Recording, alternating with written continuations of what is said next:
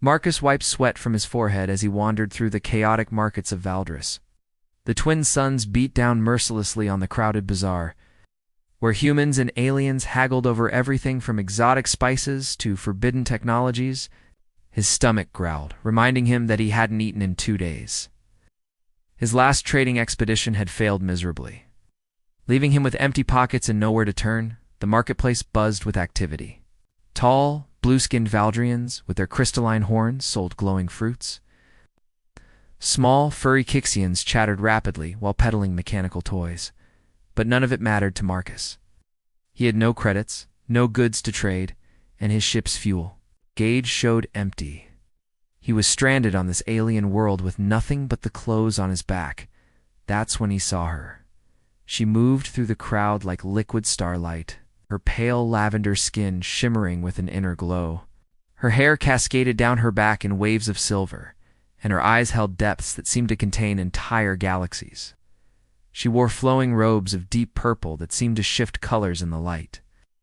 Every alien in her path stepped aside respectfully. Though she paid them no attention, Marcus found himself staring, unable to look away. She was the most beautiful being he'd ever seen, clearly of noble birth based on the way others deferred to her.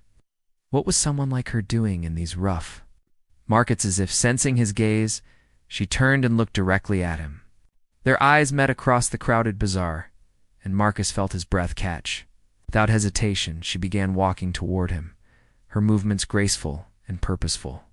"Human," she said when she reached him, her voice like music made of wind chimes. "I have a proposition for you." Marcus blinked, certain he was dreaming. "I'm sorry, do we know each other?" She tilted her head, studying him with those incredible eyes. "My name is Zephyra, and I know exactly who you are, Marcus Chen. You're desperate, alone, and running out of options." The fact that she knew his name sent chills down his spine. "Do you? That doesn't matter now?" She reached into her robes and produced a small pouch.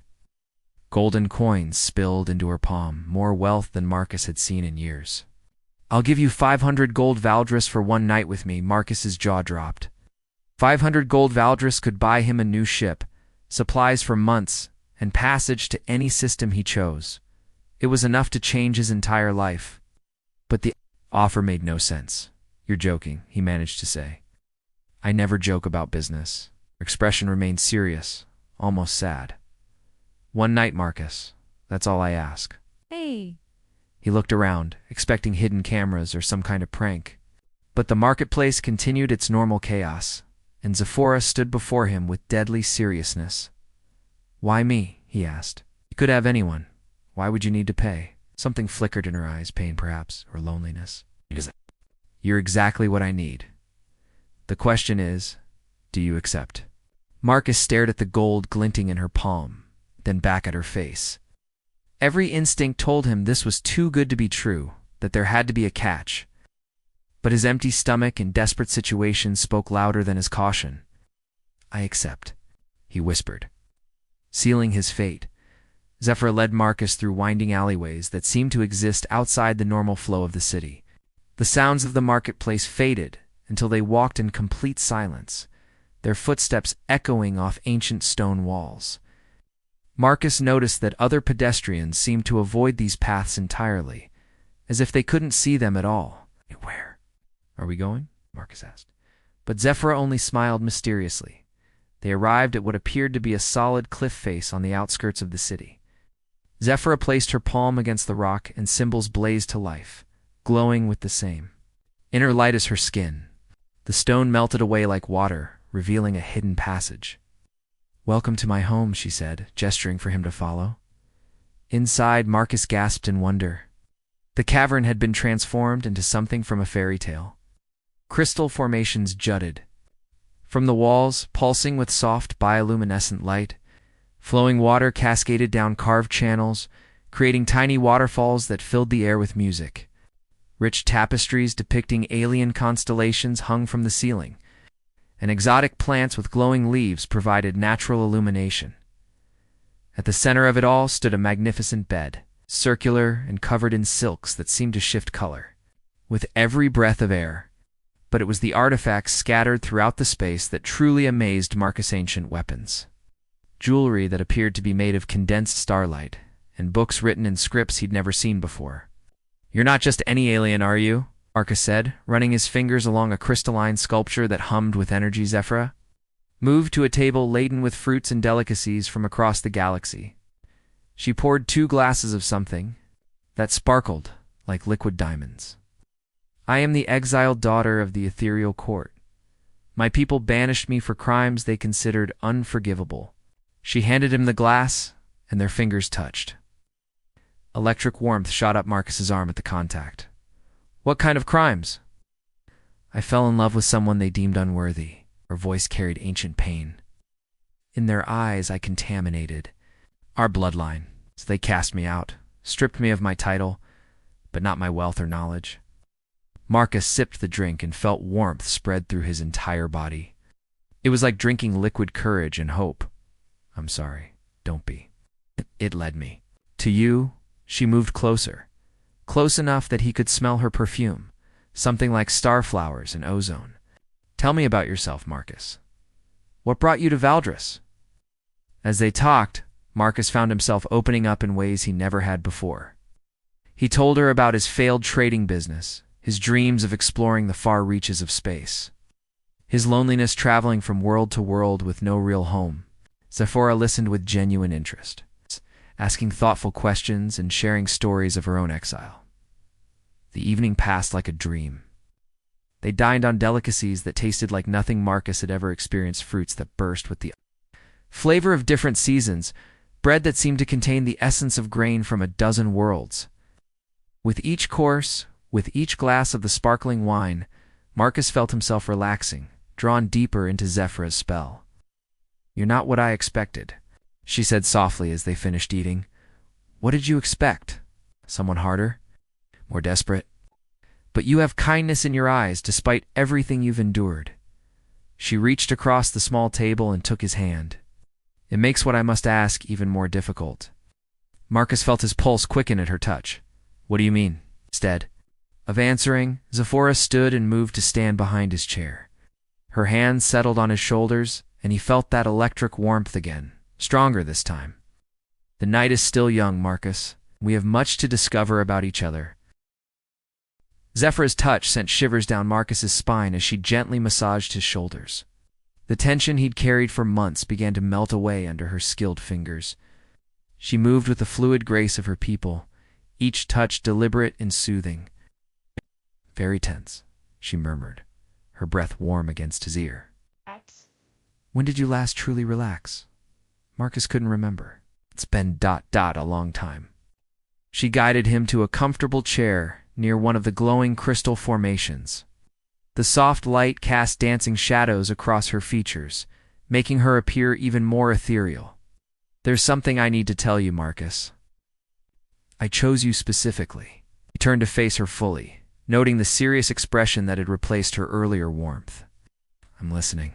Wafer moved to a carved chest and withdrew a small, glowing orb. She held it carefully as if it contained something precious beyond measure.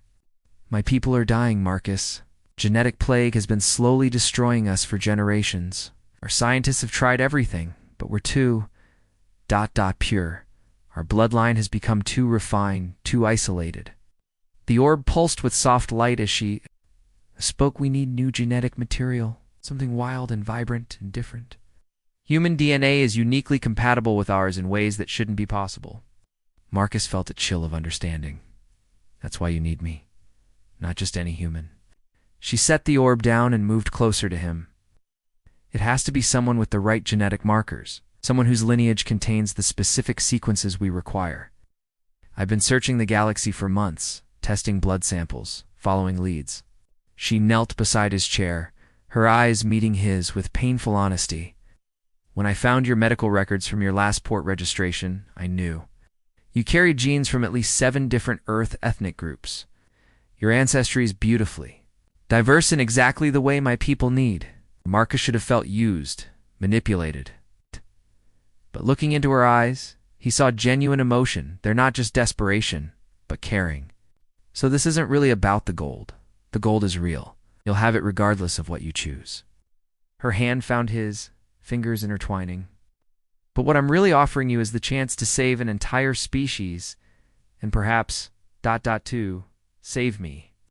The weight of her revelation settled over him. What exactly are you asking? Zephyr's cheeks flushed deeper lavender. The genetic transfer requires intimate contact, physical joining. It's not just about biology. Our species bonds on multiple levels. Emotional, spiritual, genetic. It's why I couldn't simply ask for a clinical donation. Marcus felt his heart racing. The beautiful alien princess wasn't just hiring him for companionship. She was asking him to help save her people. And if I refuse, then I continue searching until I find someone else willing. But Marcus, She squeezed his hand gently. Come to care about you tonight. What started as necessity has become something more. He studied her face, looking for any sign of deception. But all he saw was vulnerability and hope. What aren't you telling me? Shadow crossed her features. The process, changes both participants. You would gain some of our abilities, enhanced. Strength, longer life, the ability to sense others' emotions. But you would also be bound to our world, to our fate. You could never be fully human again. The room fell silent except for the gentle sound of the waterfalls. Marcus realized that everything in his life had led to this moment, his failures, his desperation, his journey across the galaxy. Show me, he said quietly. Zephyr's eyes widened. Show me what it means to save your people. Rose gracefully and extended her hand. Are you certain? Marcus took her hand and stood, feeling the electric connection between them intensify. I've never been more certain of anything in my life. With infinite tenderness, Zephyr led him toward the magnificent bed draped in shifting silks. Then, let me show you wonders beyond your imagination. The silken sheets felt cool against Marcus's skin as Zephyr drew him down beside her. The bioluminescent crystals around the chamber pulsed in rhythm with their heartbeats, as if the room itself was alive and responding to their emotions. Are you afraid? She whispered, her fingers tracing gentle patterns across his chest. Terrified, Marcus admitted, his voice husky with desire and nervousness. But not of you. Zephora smiled, the expression transforming her already beautiful features into something radiant. The bonding process will show us each other's deepest truths. There will be no hiding, no pretending. Is that what frightens you? Marcus cupped her face in his hands, marveling at how her skin seemed to glow with inner starlight. I've been alone for so long. I'm not sure I remember how to let someone in. Then let me remind you, she breathed, leaning down to kiss him. The moment there. Lips met, electricity coursed through both their bodies. But it was more than physical. Marcus felt her emotions flooding into him. Her loneliness so deep it matched his own. Her fear for her dying people. Her desperate hope that this impossible plan might work. And underneath it all, a growing warmth. That had nothing to do with saving her species and everything to do with him. As they explored each other with increasing passion, the genetic bonding began. Marcus felt changes starting deep within his cells, a tingling transformation that spread through his entire being. His senses sharpened dramatically. He could hear Zephyr's double heartbeat, could see new colors in the spectrum of light around them, could feel her emotions as clearly as his own. It's working, she gasped against his ear, her body trembling in his arms. I can feel our essences combining. The connection between them deepened with each touch, each kiss, each whispered endearment. Marcus had never experienced anything like this. It was as if they were becoming two parts of a single soul. Her memories flashed through his mind, growing up in crystal spires that reached toward alien stars. The day she was cast out from her people, the years of lonely exile searching for hope in return, she experienced his memories, childhood on Earth under familiar blue skies, the death of his parents that left him adrift, his desperate attempts to find meaning among the stars. She wept for his pain and joy for his resilience. You're so much stronger than you know, she whispered, her tears falling like liquid diamonds on his skin. As dawn approached through the hidden opening far above, their bonding reached its climax. Light erupted from both their bodies, pure and light, brilliant, as their genetic codes merged in ways that would echo through generations. Marcus felt his DNA restructuring, accepting new helixes that would grant him abilities beyond human imagination. But with the transformation came understanding. You're not just saving your people, he realized, his enhanced perception allowing him to see the truth. You're saving mine too. Zephora nodded weakly, exhausted by the process, but glowing with fulfillment. The plague that's destroying my people, it's not natural.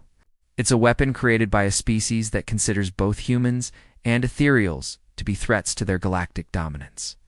By combining our genetics, we create a resistance they never anticipated. Marcus felt the changes settling into his very bones increased. Strength, expanded consciousness, the ability to survive in environments that would kill an ordinary human. What happens now? Now we prepare for war, she said simply.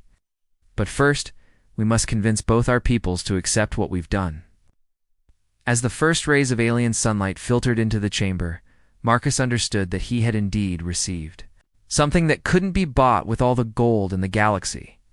He had found his purpose, his partner, and his future. The desperate traitor was gone, replaced by something new, a bridge between species, a guardian of two worlds. I love you, he whispered, the words carrying weight beyond their simple meaning. I love you, Zephyr replied, her eyes shining with tears and starlight, forever and always, across all the vastness of space. As the alien dawn painted the crystal chamber in shades of gold and purple, Marcus marveled at the changes flowing through his body. His vision now extended far beyond human ranges, allowing him to see the intricate energy patterns flowing through Zephyr's dwelling. His hearing picked up subtle harmonics in the crystal formation's songs. Most remarkably, he could sense Zephyr's emotions as clearly as his own, her contentment. Her love. And underlying it all, a deep sadness. What's wrong? He asked, pulling her closer against his chest. Zephyr was quiet for a long moment, her fingers tracing the new patterns of light that flickered beneath his skin, visible signs of his transformation. The bonding is more complete than I dared hope, she said finally. But there's something else I must tell you. Marcus felt a chill of premonition. What? She sat up, her hair cascading around her shoulders like liquid starlight. The process that saved you and my people. It requires a sacrifice. The first bonded pair must anchor the genetic bridge between species. I will fade as the connection solidifies, my essence becoming part of the link itself. No. Marcus sat up abruptly, his enhanced reflexes making the movement faster than any human could manage. There has to be another way. My love. This has always been my destiny. Zephora cupped his face tenderly. I was exiled not just for loving unworthily, but for volunteering for this mission. My people knew it would require sacrifice, and I chose to bear that burden. Marcus felt tears he couldn't control streaming down his face. I just found you. I can't lose you now. You're not losing me, she whispered, her own tears joining his. I'll be part of you forever. Every child born from human ethereal bonding will carry a piece of my essence. Every moment of love between our peoples will strengthen my spirit. I'm not dying, Marcus, I'm becoming something greater. As if summoned by their emotion, the golden light began to emanate from Zephyr's skin more intensely. She was becoming translucent, more beautiful and terrible than ever before. The transformation has begun, she said, her voice taking on an otherworldly quality. Our bonding was successful beyond all expectation. The genetic template is complete.